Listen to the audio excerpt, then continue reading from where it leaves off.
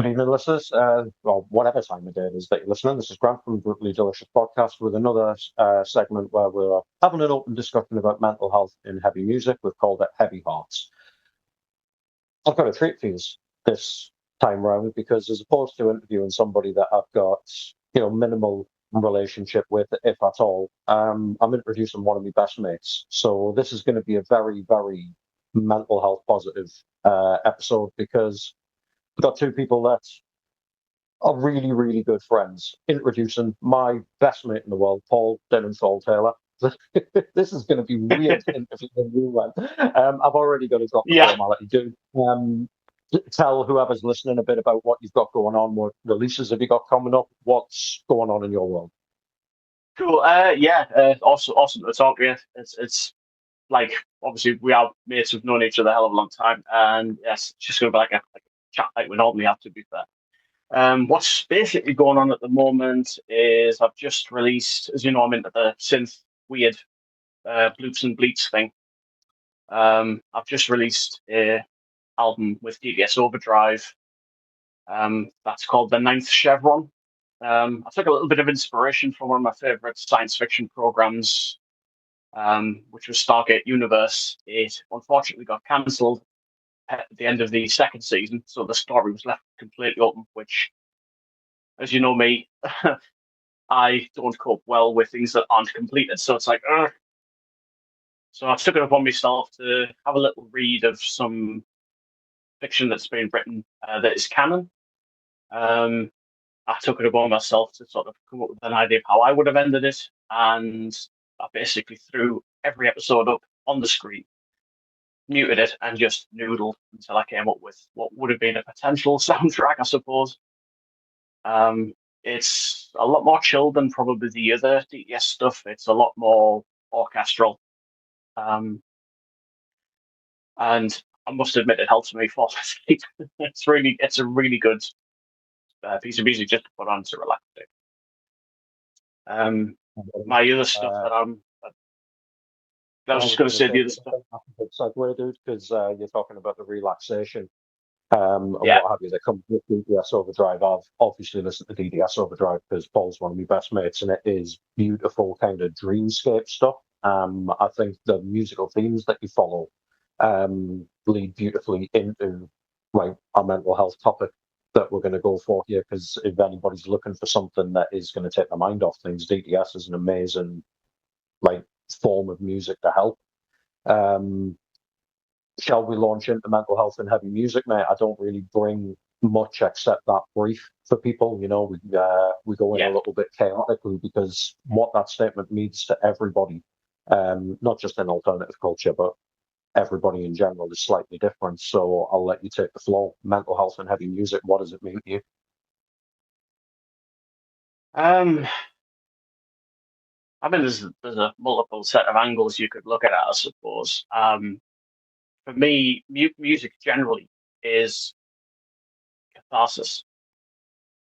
And we all have stuff that's going on in our lives that is, some of it's good, some of it's bad, some of it's pretty dark. And I find music, especially heavy metal, because that was always my comfort zone. Um, I find that a way to sort of relax, both as a listener and as someone who noodles with the stuff that's behind me. Um, yeah, music, heavy metal for me is absolute catharsis. But in the same respect, so as the synth stuff that I do, that to me is something that it's a way of losing myself in thoughts, and it's almost as if you disappear out of the universe. All those things that are going on in your mind just stop because in that moment you're creating something. But I get that listening as well.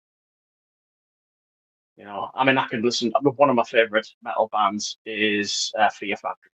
I can listen to any Fear Factory album and just completely feel like I'm transcending the universe and just it's great. I think let's launch into influences there, dude. You've touched on one bit that I'm going to come back to.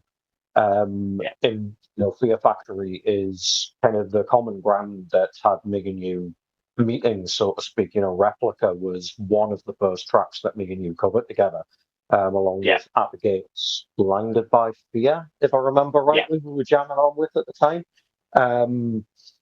In relation to the music that you listen to that you find helps with your mental health, what is it, what works for you? It's changed over the years because I'm probably a lot more eclectic than I used to be, or maybe a lot more eclectic than I maybe admit to. If we're going to talk, we're going to throw bands out there. For me, one of the go-to bands for the ultimate chill-out experience that is not a heavy metal band would be Tangerine Dream. Oh, we're going to say that. It's always Tangerine Dream. It always is. It's literally just what Edgar Froese and the various members of the bands that were in and out over the years wrote. It's nothing short of absolute genius. Sometimes chaos. If you want to listen to something that literally makes you have an out of body experience, listen to Phaedra in a dark room, big set of headphones. It's just pure magic. It's odd. The timings are odd. It's almost a little bit chaotic, but it works for me, man. What else works? I think it depends on your mood. I think you have a palette of different bands and you pick what you automatically know what's going to help you feel better. If you come in and you've had a particularly bad day where something's annoyed you, upset you, I'm probably going to gravitate more towards maybe Sepultura. War for Territory, absolutely, all day long. If you just want to chill out with some really good metal, Pantera, always a bit of a go-to for me. Obviously, I'm still a massive Metallica fan after a lot of years. But another good chill out for me would be Wolves in the Throne Room. They're a black metal band from America, absolutely outstanding. There is one album by them I think is, for me, probably one of the greatest chill out experiences ever. It's called Two Hunters.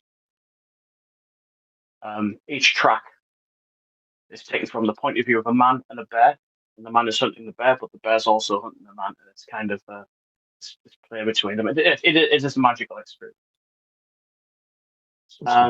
But I use all of that as some sort of escape to help me collect my thoughts. It helps me order my thoughts. You've known me the longest. You probably think I'm fairly calm and collected. So I guess going on inside here. There's a lot of chaos that needs ordering, and just pick from a palette of music what's going to order it today. And stuff, dude. What you mentioned before about catharsis is something that always pops up in these conversations when I'm having them. It's quite a poignant day for me and you as well, because it popped up in my Facebook memories today. It's the anniversary of the first recording session that me and you had when we tried to renew the writing partnership that we've got. It took a stumble after that, but we're there, and it got me thinking in relation to the way that our music and our lyrics have evolved together. And all in my own part, how I've evolved in relation to what I get out and what have you. What about yourself over the course of the last few years? Do you find more catharsis in what you write or how you convey it? It's a difficult one to answer because I find catharsis in, especially when it's a record that we've collaborated on. Solo stuff I can literally put to one side. That's just me noodling on. If people listen to it, great. If they don't, I'm not really bothered. But the stuff that we write together, that to me is really important. And I think I get a catharsis when we've completed something, and it's, we both look at it and go, "God, did we honestly write that?" I sometimes listen back to some stuff that we wrote, and it's like, "Wow, I don't even feel like I wrote it." But obviously, we did, and we recorded it. But it is that sense of gratification that you get from creating something. I mean, the one thing I suffer really badly from is imposter syndrome. So I really struggle sometimes. I think that's why I sort of don't believe I've written it, although I have. It's, yeah, it is a bit of a that one is a bit of a struggle, but um, I just think what we do together is massively cathartic, and it's the writing process that is cathartic for me. That'd be awesome, dude. Um, what was I going to say there? I drifted off a little bit.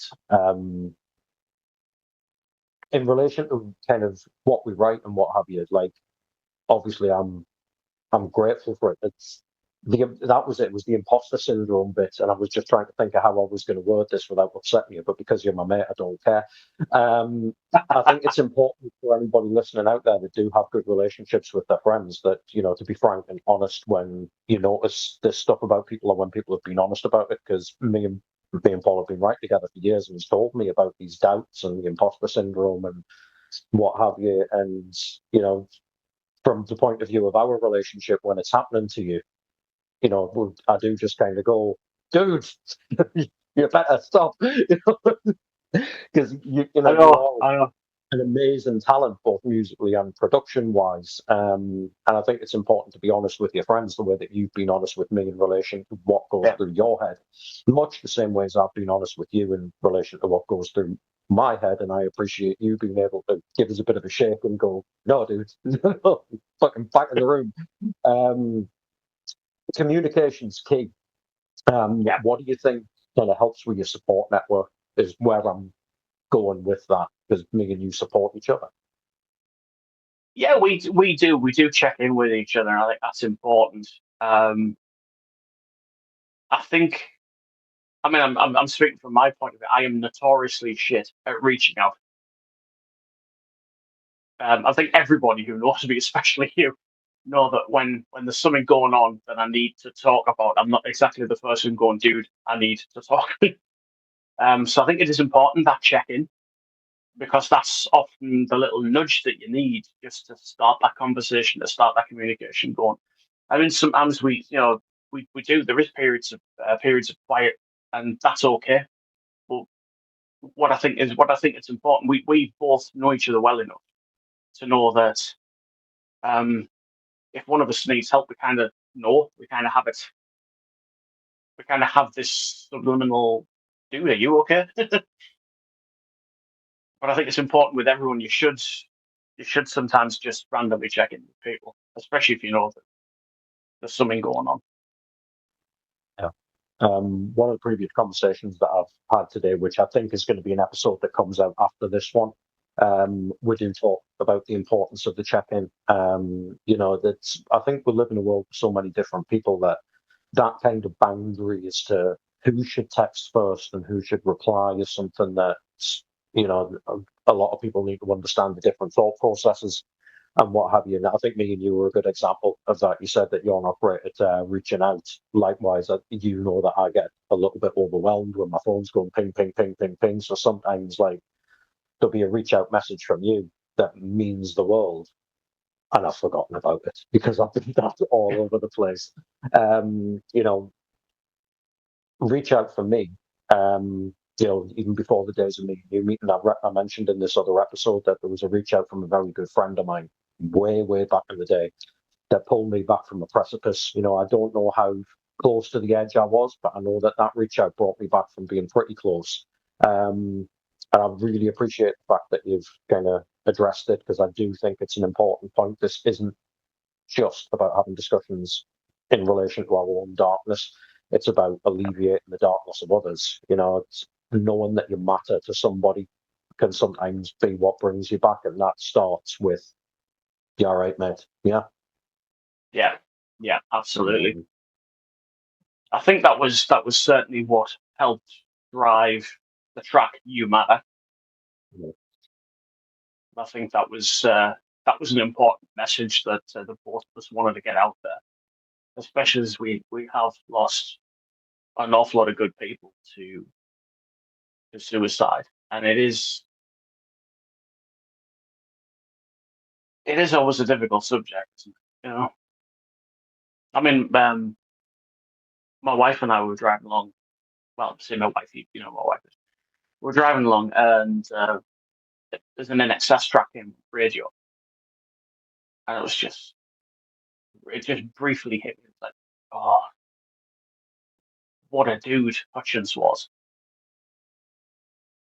What? Uh, yeah, it just really hit me. That sort of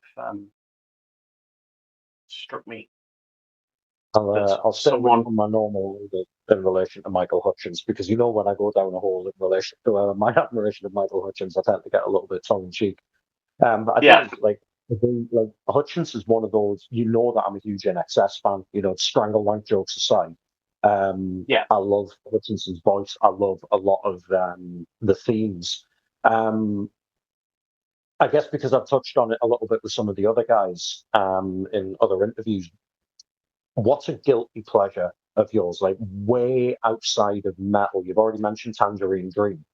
Is there like another one that you go to in order to get yourself really cheered up, where it's like right out in left field compared to what you normally like? Because I think guilty pleasures are important. I've got loads, mate. I've got loads of guilty pleasures. I mean, right from Elton John. I think Elton John's is phenomenal. Um, I absolutely love Queen. I think probably most people who love music love Queen. Um, yeah, Pulp. I absolutely adore Pulp. I think they're absolutely close to being genius. There is one band I wouldn't say I use them to cheer me up, but I do use them to order my thoughts, and it's basically their lyrics. I think are so incredible, especially their first three albums, and that's the Manic Street Preachers. Oh man, Incidentally, that was actually the first band I ever saw live, and still to this day, Gold Against the Soul, Generation Terrorists, and the Holy Bible. To me, those three albums are absolute perfection. they're an amazing Yeah, trifecta of releases. They really, really are. I love Pulp. I love Pulp. Different classes like yeah, Son, Trump, and Teens. Like I said, I like talking about the guilty pleasures a little bit on here because that's important. That's I think image in alternative culture is still something that needs a little bit of work. Moving forward, I think there are still maybe toxic elements within the metal community that are still holding on to the boys don't cry thing. Me and you are both part of that generation. yeah. Late '70s, early '80s kids. A lot of macho crap in our childhood made it difficult for us to process our emotions.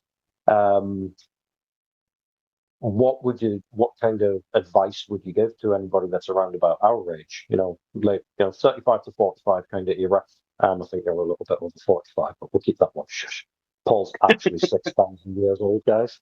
But yeah, specifically for guys that are like us, anybody that's listening that is maybe looking into the darkness a little bit, what would you say? Don't be afraid to reach out. I know that's wise words coming from someone who generally doesn't reach out, but seriously, reach out. People are around you and want to help you. Do not be on your own.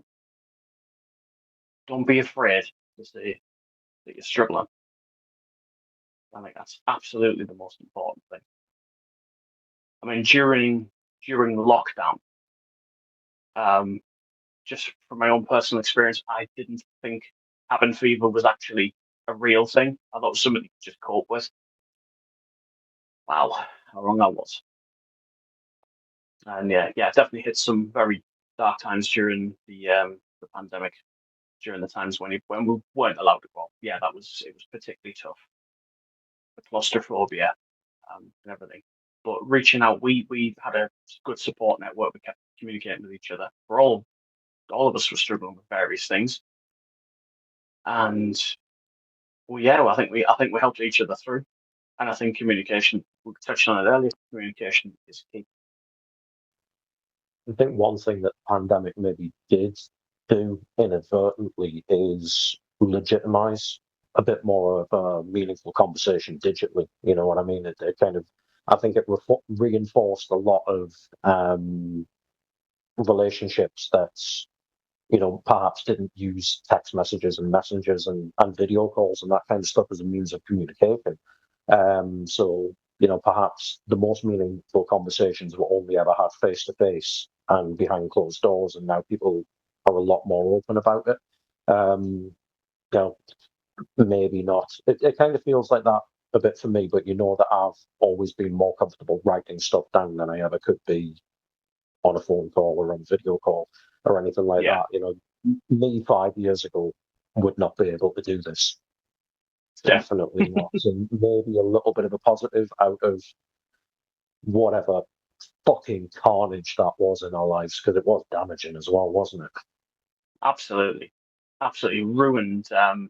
It ruined a lot of things for me mentally. My confidence when I would never been particularly the most confident person, but the confidence went into negative figures if that was possible. My ability to communicate, even as we are now, the fact that this is going out as an interview, I probably would have just completely shut down and gone, nope, that ain't happening. But it has been a sort of a curve back to how I used to be pre-pandemic. I personally feel I am there, which is great. Okay. I think we call it quits about there, mate. I've already kind of touched on what I would normally close it down with kind of asking people for, what would you say to people in darkness and that kind of thing. It's generally the way that I kill it. But I don't know, for anybody else listening to this, I want to close it a little bit different. I hope this conversation has been really insightful, because I'm not interviewing somebody here. I've been on my best behaviour because I know it's going to go out as an interview. But I'm sitting here with one of the people that I care most about in the world, and we've had a very frank, honest conversation about the shit that we both go through. Have conversations like this, not necessarily over Zoom, not necessarily getting released as a podcast or a video or whatever the hell this is going to go out as. I need to be a little bit more well organised instead of saying stuff like that, don't I, mate? But yeah, these are the conversations we should be having. Support each other. Tell your friends that you love them, because I love this dude. He saw potential still in me as an artist when I had an absolute crisis of conscience and my life wasn't very good.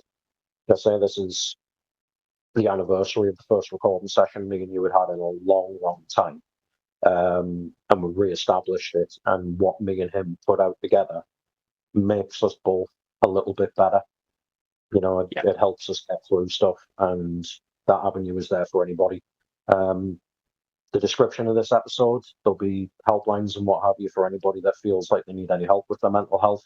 UK, USA, we're going to add Australia to it after one of the interviews earlier on. This has been Grant for the Brutally Delicious podcast with Paul Dinenthal Taylor of DTS Overdrive, one of the most talented, beautiful human beings I know. You're not alone, guys. Good night.